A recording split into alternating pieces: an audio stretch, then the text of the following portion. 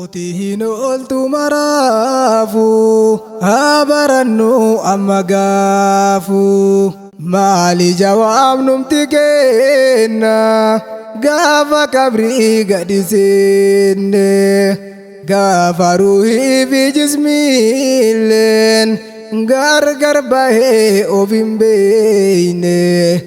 guyyaa maleeykan lamaanii kabrii keessan nutti seene maali jawaabnumti kenna gaafa kabrii gadi seenne gaafa ruuhii fi jismiilleen gargar bahee of hin beeyne guyyaa maleeykan lamaanii kabrii keessan nutti seene guyyaa maleeykan lamaanii kabrii keessan nutti seene. Bismillaahin jalqabadha maqaa rabbiitiin banadha alhamdulillahi goofta shukrii keetis ni galfadha waa hedduu nuuf tola oolte himeen dhumuu bardachaadha waa hedduu nuuf tola oolte himeen dhumuu bardachaadha duutiin ooltu maraafu habarannu amma gaafu yoo baranne yoo hojjanne nutti jabaatu qiyaama waa hundarraa nutti laafu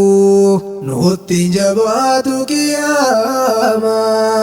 waa hundarraa nutti laafu maali jawaabnumti kenna gaafa kabrii gadi seenne gaafa ruuhii fi jismiilleen gargar bahee of hin beeyne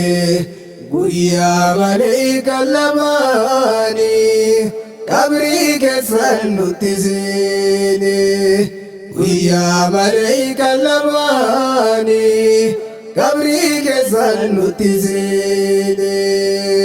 Ilmi namaa kan jiraatu kaalika gabbaruufi umriin namaa gadin teettu duuna kabriitti galuufi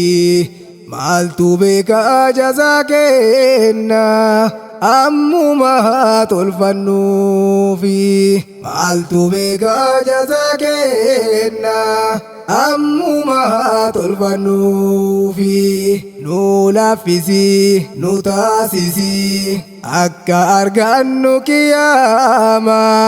ollaa rasuulaa ta'uufi akka argannu qiyaama ollaa rasuulaa ta'uufi maali jawaabnumti kenna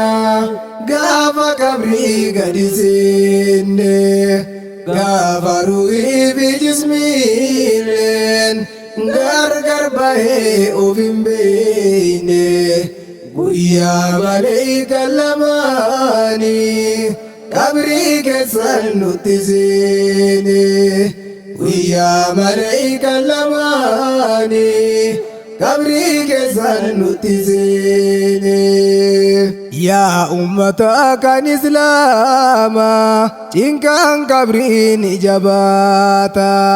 duute yoo seentu kabriitti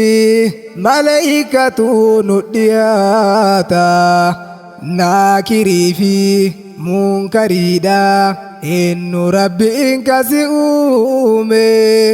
amantiin kee maali laata eenyu rabbiin kasi uume amantiin kee maali laata nabiyyi keesi gaafatu laaftuun se'in bardubbiini imaamnillee achi duuba qiblaa jechuun xumuraani beekumsa kootu xiqqeesse hedduu cimaa bardubbiini deebii rabbiin si qarqaarraan siif banama barhulaani yoo fulte jaalatarte gaalanni keessana duuba jannatuma barjazaani gaalanni keessana duuba jannatuma barjazaani maali jawaabnumti kenna gaafa kabrii gadi seenne gaafa ruuhii fi jismiilleen